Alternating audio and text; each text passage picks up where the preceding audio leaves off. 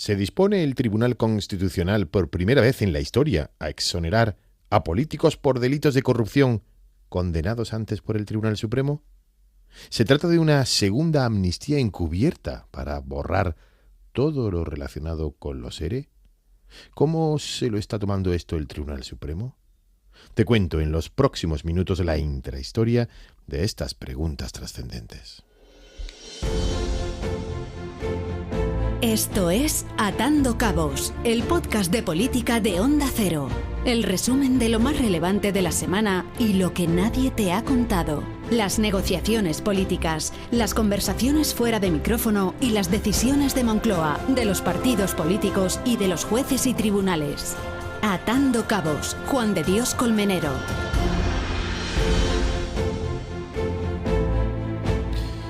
Podemos estar ante el hecho más grave y que perseguirá siempre al Tribunal Constitucional. Probablemente ahondará en su prestigio, en su desprestigio en este caso. No hay precedentes, no existen. Nunca había sucedido que el Tribunal Constitucional revocase una condena por un caso de corrupción mediante la reinterpretación de la pena, la revalorización de la prueba. Nunca había sucedido, es la primera vez que ocurre, y llamativamente lo es con el caso de los ERE, el caso de corrupción política mayor de la reciente historia democrática. ¿Por qué el Tribunal Constitucional tiene limitada esa capacidad de reinterpretar la prueba? Porque el Tribunal Constitucional no es un órgano jurisdiccional. No debe juzgar, no instruye, no investiga. Es un tribunal de garantías, de protector de los derechos fundamentales. Y así lo establece la Constitución. El más alto tribunal no es, en nuestro país, el Tribunal Constitucional. El más alto tribunal es el Tribunal Supremo, intérprete supremo de la norma, el que sienta doctrina y sienta jurisprudencia. Los magistrados del Tribunal Constitucional, por la naturaleza del órgano, son magistrados de extracción política. Sus miembros los designa directamente el poder político. Mientras que la justicia ordinaria, el Tribunal Supremo, los jueces, los tribunales, el Tribunal Supremo, son jueces y magistrados independientes. Por eso, esas tareas concretas, la revisión, la casación de sentencias, está reservada a la justicia ordinaria, bajo el principio fundamental, bajo el principio del derecho de la independencia de los jueces, independencia del Poder Judicial, porque de otra manera lo que sucede es que se corre el riesgo de que el poder político convierta al Tribunal Constitucional en una cámara que garantice su impunidad.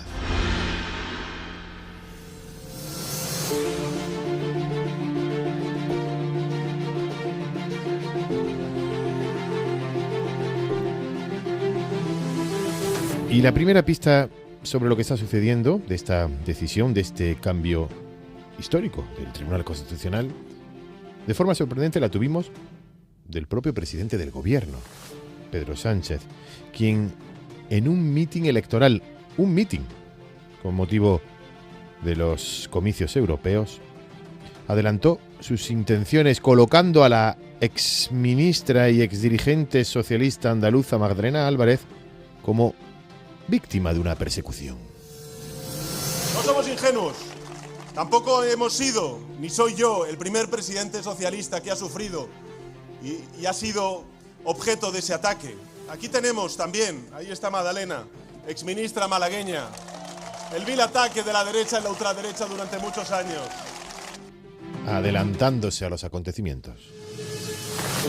El vil ataque, decía Pedro Sánchez 2 semanas después, el Tribunal Constitucional le exoneraba de su responsabilidad penal en el caso de los ERE.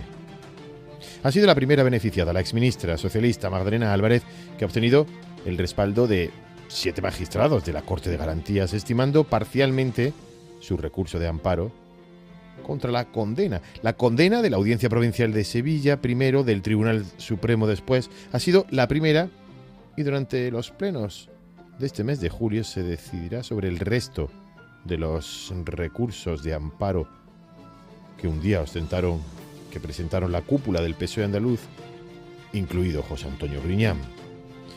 La ponencia, esta última ponencia, la que ha decidido anular la condena por prevaricación, la ha realizado la vicepresidenta del Constitucional, Inmaculada Montalbán.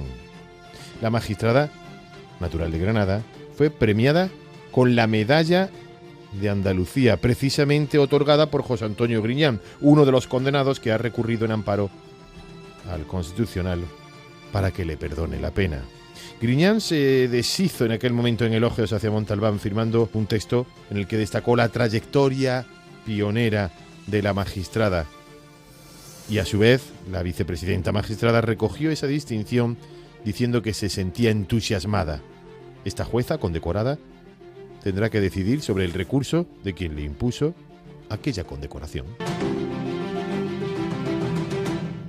Otra de las magistradas que ha apoyado que se anule parcialmente la condena de los seres también mantiene lazos con el PSOE. Se trata de María Luisa Balaguer, que reconoció ante el Senado su militancia en las filas socialistas. Milité en un partido político, dijo, y tengo que decirle que mi posición con respecto a eso es absolutamente personal. Yo soy una persona y tengo una dimensión política.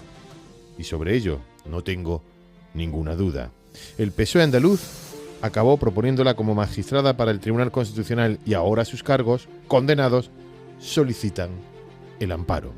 Y por último, otro de los jueces con lazos y relacionado con el PSOE, además del presidente del Tribunal Conde Pumpido, es el exministro Juan Carlos Campo, natural de Sevilla, que desempeñó distintos cargos de responsabilidad en la Administración Autonómica Andaluza, como secretario general de Relaciones con el Parlamento de la Junta de Andalucía o director general de Relaciones con la Administración de Justicia de la Junta, además de ministro de Justicia. Sus relaciones se extienden más allá del estricto plano profesional.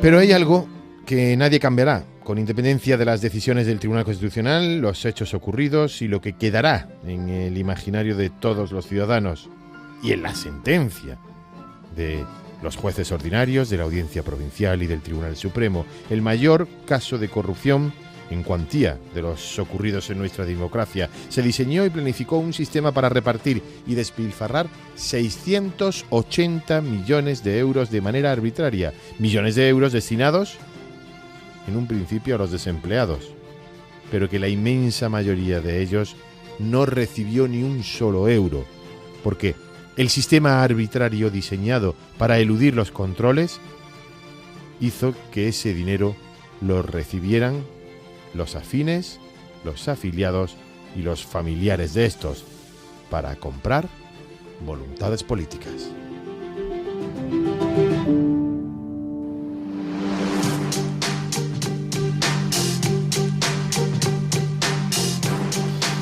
Y esta es la fotografía sonora de la intensa semana política. Nunca hemos visto un escándalo de esta naturaleza y, por consiguiente, digo que teníamos que preservar el Consejo General del Poder Judicial de la metodología y de la forma en la que utilizó el Gobierno en los nombramientos del Tribunal Constitucional. Era fundamental que el Gobierno no utilizase lo que hizo con el Tribunal Constitucional con el Tribunal Supremo, porque eso supondría, sin ninguna duda, contaminar el Tribunal Supremo de la misma forma que ha contaminado el Tribunal Constitucional. Los seres. Vamos a ver, el Tribunal Constitucional ha dicho que no es delito hacer leyes. Punto. Y me parece razonable. A partir de ahí, ¿se puede criticar las sentencias? Sí, las sentencias se pueden criticar. Ahora, lo que no es de recibo, que cuando una sentencia no te gusta, lo que juegues es a deslegitimar el órgano que ha emitido la sentencia. ¿Qué es lo que hace el Partido Popular? Se han devastado los límites de la jurisdicción constitucional al suplantar la función del Tribunal Supremo como máximo intérprete de la ley.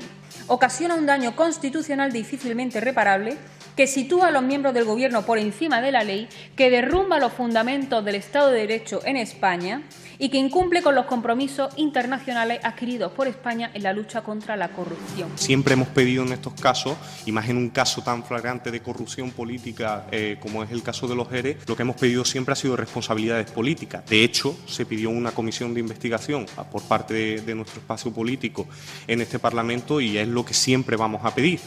Los tribunales tendrán que hablar por su cuenta y cuando tengamos la sentencia pues tendremos una valoración más profunda del asunto. Todo parece indicar que lo que pretende el Partido Socialista es que se dedique a borrar delitos de amigos del gobierno de Sánchez, borrar delitos de socialistas. Es tremendamente grave que el Tribunal Constitucional se ponga al servicio de los intereses del partido del gobierno, porque eso, desde luego, hace perder credibilidad en las instituciones de nuestro país. Usted dijo en la última sesión de control que el Partido Popular es un partido de extrema derecha. Ahora que ha pactado el Consejo, ¿se ha vuelto usted de extrema derecha, señor Sánchez? Creo que es bueno para los ciudadanos, es bueno también para las empresas, para la economía española, porque traerá seguridad jurídica y, por supuesto, también para el buen nombre y la reputación del Poder Judicial. Así que, señor Feijóo, bienvenido al acuerdo, bienvenido al cumplimiento de la Constitución española. Lo que hemos firmado ayer, yo lo hubiese firmado hace 2 años. ¿Qué es lo que ha cambiado?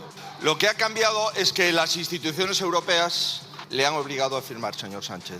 Este acuerdo no es para ayudarle, como usted se puede imaginar. No, este acuerdo es para poner límite a la voracidad de su gobierno en controlar las instituciones del Estado. Para usted la perra gorda, lo importante es que se cumpla la Constitución y que hemos renovado el Consejo General de Poder Judicial. A todas sus señorías les digo que quedan 3 años por delante de legislatura y muchos acuerdos por alcanzar. Y a usted, señor Feijóo, de nuevo, bienvenido al acuerdo, bienvenido al cumplimiento de la Constitución. Sobre la base de esa propuesta que haga el Consejo General, se analizará, se debatirá, se tramitará y en su caso se acordará. Es exactamente lo que hemos pactado y creo que nos tenemos que remitir a ello. ¿Puede ocurrir que en la tramitación de la ley el Partido Socialista intente cambiarla? Puede ocurrir. ¿Qué ocurriría en este caso? Pues que no se aprobaría ni la ley ni la renovación del Consejo. ¿Cuál es mi opinión? Que no va a ocurrir. Que sense sobirania fiscal nosaltres no facilitarem cap investidura. Y yo creo, señoría, que ustedes saben y conocen perfectamente que el Partido Socialista no comparte el modelo de concierto económico que ustedes ponen encima de la mesa, pero que sí creemos que se tienen que contemplar las singularidades y, por tanto, acompañar con ella la financiación para Cataluña. Los presupuestos, los no presupuestos de momento, la financiación exclusiva, el acuerdo del Consejo General del Poder Judicial y el fracaso de momento de una investidura en Cataluña que nos dirige a una repetición electoral. De la intrahistoria de todo ello seguiremos hablando la próxima semana. Esto es Atando Cabos, el podcast de información y análisis político que te resume y te cuenta lo que hay detrás de las decisiones más importantes, con Juan de Colmenero.